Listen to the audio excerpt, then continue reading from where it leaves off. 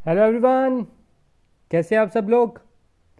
तो आज हम करने जा रहे हैं पार्ट नंबर 19 जो हमारा एमसीक्यू सीरीज चल रही है उसका पार्ट नंबर 19 करने जा रहे हैं।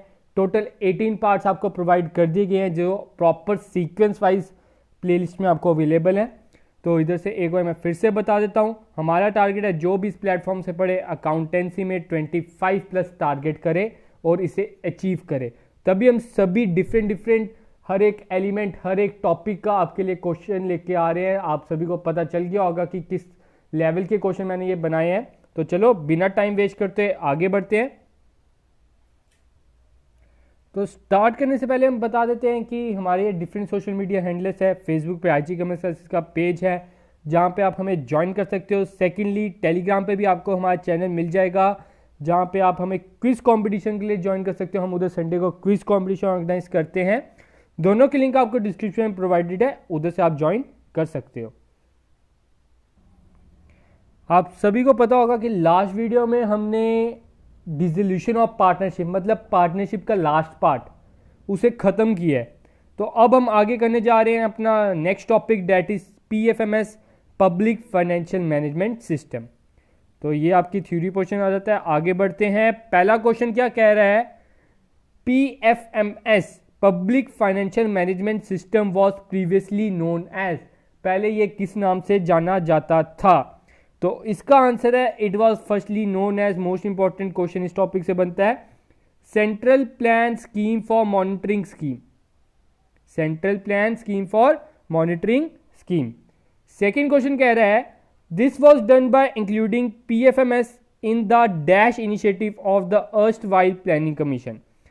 हमने इसे कौन से प्लान में डाला था यह भी आपको पता होना चाहिए। It has been included in the 12th plan of article, ठीक है, ऑफ ये erstwhile planning commission. Next है थर्ड क्वेश्चन, चूज करेक्ट। आपने नीचे आपको दो स्टेटमेंट दी है, इसमें से आपने बताना है कौन सा करेक्ट है। पहला बोल रहा है public finance management system portal is a statutory body. Second बोल रहा है it is administrate by department of expenditure. तो मैं इसका आंसर बता दूं, इस स्टेटमेंट में सिर्फ और सिर्फ सेकेंड वाली स्टेटमेंट ही सही है। It has been administered by the department of expenditure body. तो इसका आंसर क्या आ जाएगा, only 2। Fourth question, in which year PFMS was started, कौन से ईयर में पीएफएमएस स्टार्ट हुई थी। तो असली में स्टार्ट हुई थी 2009 में, तो असली में इनिशिएटिव इन्होंने 2008 में लिया था, तो इसका आंसर रहेगा 2008 to 9। By whom PFMS has been developed, किसके द्वारा पीएफएमएस डेवलप्ड की गई है। It has been developed by the ministry of finance. Road वाला क्यों थोड़ी बनाएगा, रेलवे वाला भी नहीं, हेल्थ वाला ही नहीं। तो सबसे पहले ऑप्शन आप एलिमिनेट कर लो, बाकी आपको दिख रहा है वो फाइनेंस से रिलेटेड है। Six question, using which module the government aim to create seamless and efficient fund transfer monitoring utilization network for the multi crore rupee value scheme. ये आपकी मल्टी करोड़ वैल्यू स्कीम भी है। तो इसका आंसर आपका आ जाता है नाबार्ड। सिक्स का आंसर क्या है, NABARD, national bank for agriculture and rural development, जिसकी फुल फॉर्म है। Seventh question, the primary objective of PFMS. PFMS की प्राइमरी ऑब्जेक्टिव क्या है, ठीक है। तो उनका प्राइमरी ऑब्जेक्टिव था सिर्फ और सिर्फ facilitate a sound public financial, मतलब उसे आपने ऑनलाइन ले गए, वो चाहते थे कि सिर्फ और सिर्फ एक सही तरीके की स्कीम बने, साउंड बने, तो उसका ये प्राइम ऑब्जेक्टिव था। Eight question, in dash the government scrap the distinction between plan and non plan expenditure. कौन से ईयर में गवर्नमेंट ने स्क्रैप कर लिया था प्लान और नॉन प्लान एक्सपेंडिचर के बीच में डिफरेंस।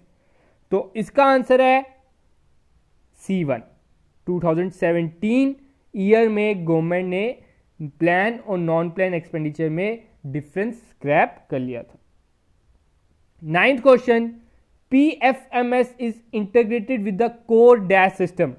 इंश्योरेंस, सर्विस, बैंकिंग की, ऑल ऑफ द अबव। तो इसका आंसर है it is integrated with the core of banking system. ये बैंकिंग सिस्टम से ही रिलेटेड था। आगे बढ़ते हैं। अब नेक्स्ट टॉपिक हमारा बच गया social and financial audit and social accounting. ये तीनों टॉपिक हमने इकट्ठे ले लिए हैं क्योंकि इतने बड़े टॉपिक नहीं है। तो चलो आगे बढ़ते हैं बिना टाइम वेस्ट करते हुए। पहला टॉपिक क्वेश्चन बोल रहा है the fundamental object of the audit of a company is to. तो ऑप्शन दिए हैं protect the interest of the minority share holder. किसका फंडामेंटल ऑब्जेक्ट बोल रहे हैं? ऑडिट का। ऑडिट होता क्या है? ये सीए करता है, आपके एग्जामिन किया जाता है कि आपने सारे रूल्स ठीक लगाए हैं, आपने अकाउंटिंग सही तरीके से की है, ताकि वो एरर और फ्रॉड डिटेक्ट कर सके। तो मैंने आंसर बोल दिया है, तो इसका आंसर क्या रहेगा? That is B1, to detect and prevent error and fraud. The concept of stewardship means that a company's director. Stewardship का मतलब क्या है? कंपनी का डायरेक्टर, इसका आपको स्टीवर्डशिप का मीनिंग पता होना चाहिए। क्या है? That the companies director safeguard the companies assets and manage them on behalf of share holders. मतलब जो कंपनी के डायरेक्टर्स हैं, स्टीवर्डशिप का मीनिंग ही ये है कि कंपनी का डायरेक्टर सेव करेगा कंपनी के एसेट्स और उन्हें मैनेज करेगा on the behalf of share holder. Share holder संभालते नहीं है, वो सिर्फ और सिर्फ आपको पैसा प्रोवाइड कर देते हैं, फंड प्रोवाइड करते हैं। Third question, why do auditors concentrate their effort on material item in accounts? Auditor अपना जब वो ऑडिट करते हैं अकाउंट्स, तो वो मटीरियलिस्ट आइटम पे ही क्यों ज्यादा कंसंट्रेट करते हैं, नॉन मटीरियलिस्ट आइटम पे क्यों नहीं करते? तो इसका आंसर है because the risk to the accounts of they being incorrect stated is greater. जो मटीरियलिस्टिक ही होगा उसी में फ्रॉड या एरर होने के ज्यादा चांसेस होते हैं, तो उस कारण ये रिस्क ज्यादा है उन अकाउंट्स में इनकरेक्शन, उनमें फ्रॉड होने के।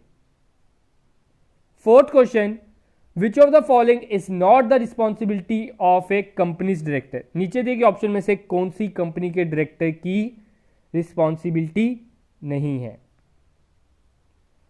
तो मैं बता दूं, नीचे दिए गए ऑप्शन में से जो ए है, reporting to the share holder on the accuracy of account, वो उसकी रिस्पॉन्सिबिलिटी नहीं है। उसने सिर्फ और सिर्फ काम संभालना है, उसकी गारंटी नहीं है कि मैंने अकाउंट सही मेंटेन किया है।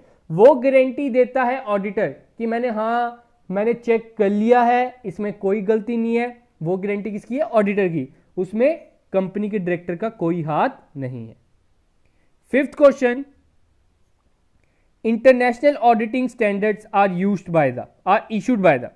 जो इंटरनेशनल ऑडिटिंग स्टैंडर्ड्स हैं वो कौन इशू करेगा? ऑब्वियस ही बात है, इंटरनेशनल बोर्ड ही करेगी।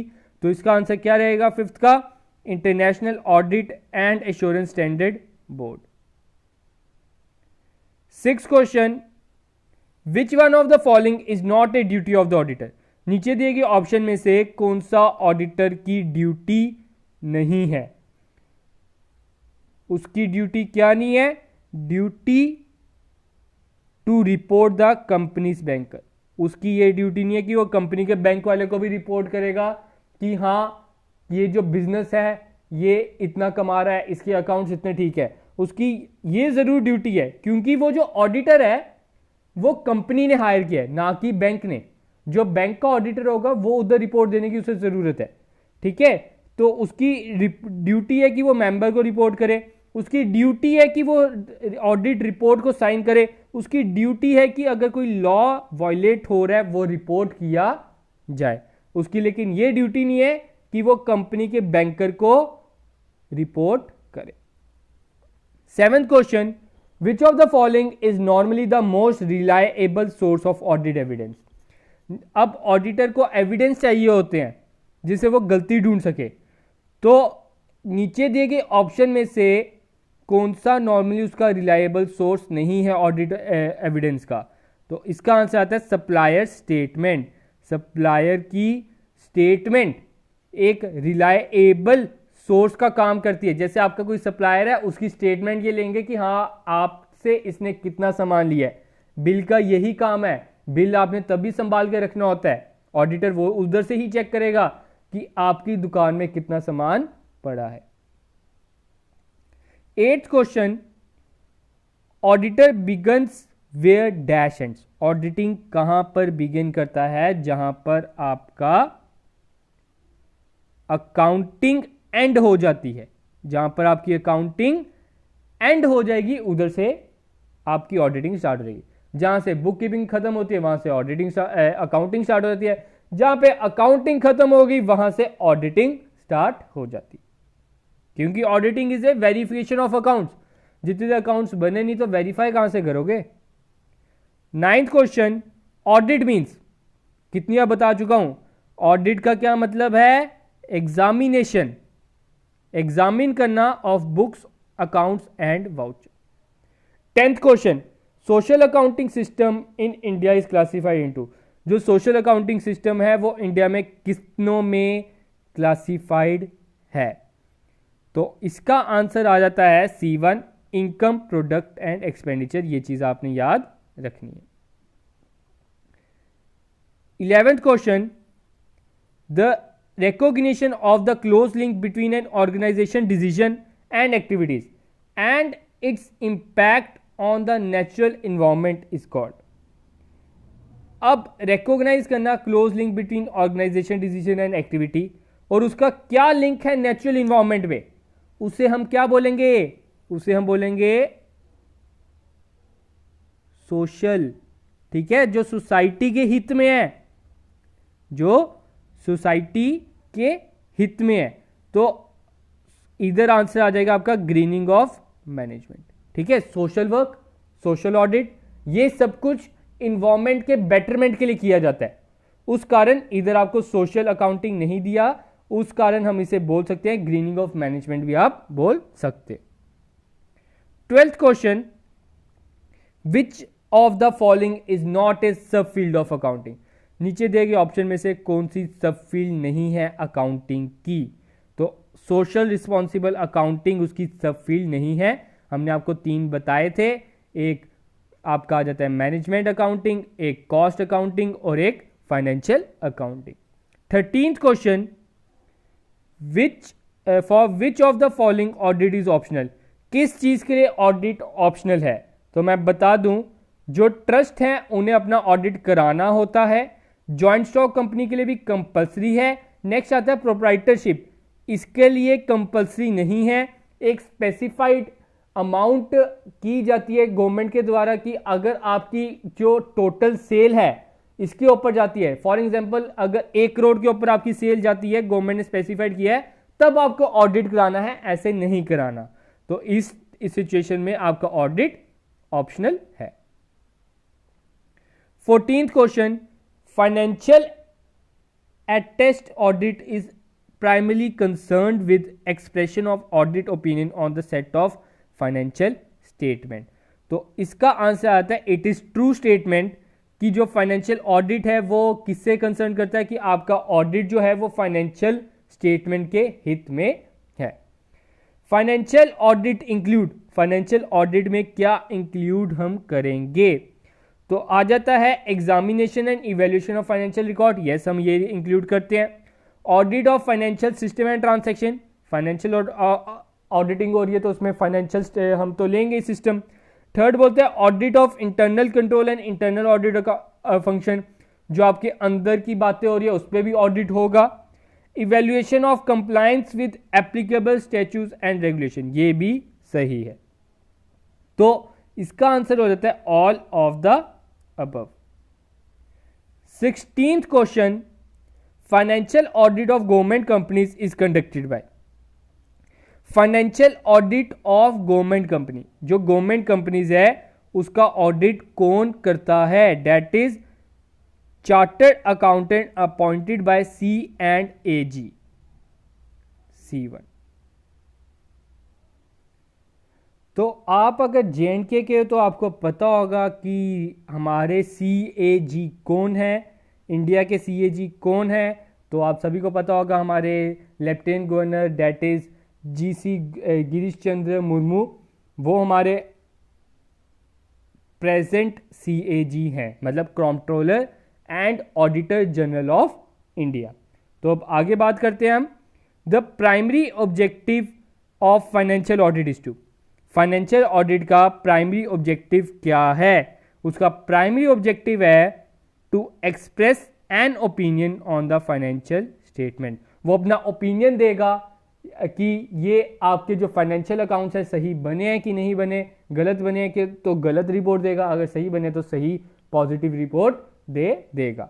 तो आज के लिए इतने ही क्वेश्चन थे, आज हम इतना ही रखते हैं। फिर आगे आपके थोड़े से एक्स्ट्रा क्वेश्चंस हैं उसे पकड़ेंगे, फिर थोड़े से ट्रिकी क्वेश्चंस भी डाले हैं, थोड़े से टफ होंगे वो भी हम समझाएंगे, कोई घबराने वाली बात नहीं है। तो आज के लिए इतना ही guys, thank you, have a good day and enjoy day guys. और जिन्होंने हमारा चैनल सब्सक्राइब नहीं किया वो सब्सक्राइब कर लें, ताकि आपको सारी अपडेट आपके जो ये अकाउंट असिस्टेंट की जॉब है इधर प्रोवाइड कर दी जाएगी। तो थैंक यू।